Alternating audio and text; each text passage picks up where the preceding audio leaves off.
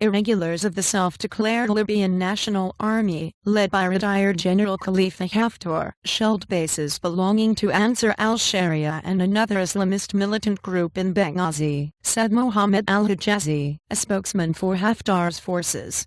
And the violence prompted Libya's prime minister to order the regular military to control any armed groups including Haftar's forces, in the eastern city, where militants often clash with the army, and assassinations and bombings are common.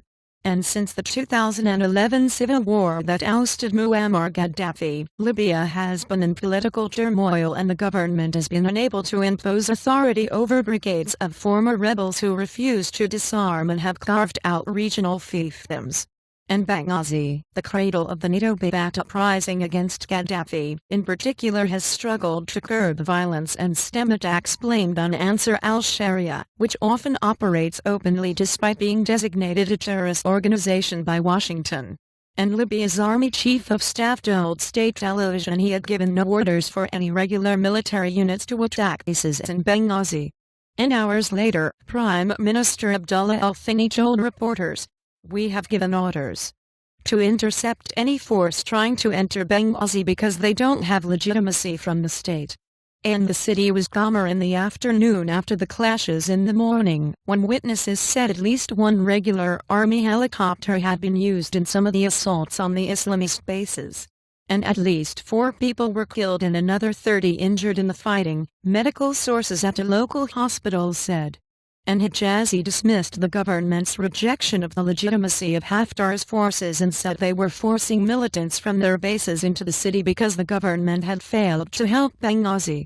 And we were telling them we have the legitimacy from the civilians who suffer on a daily basis from the killings targeting the police and military, he said. We are fighting militias who threaten stability and fragile state, and Haftar, a leading figure in the anti-Gaddafi revolt in February, stirred rumors of a coup by appearing in military uniform to call for a presidential committee to be formed to govern until new elections. And it was not clear how much support he commands in the country's nascent army, which is still in training. Tripoli's government in February said he had no authority and threatened legal action against him. But the government is fragile and the parliament almost paralyzed by rivalries, with little progress to full democracy made since 2011. A planned new constitution is still unwritten and the country is on its 3rd prime minister since March. And US and European countries are helping build up a regular army, but Libya's armed forces and government cannot control the brigades of ex-rebels and militants who once fought Gaddafi.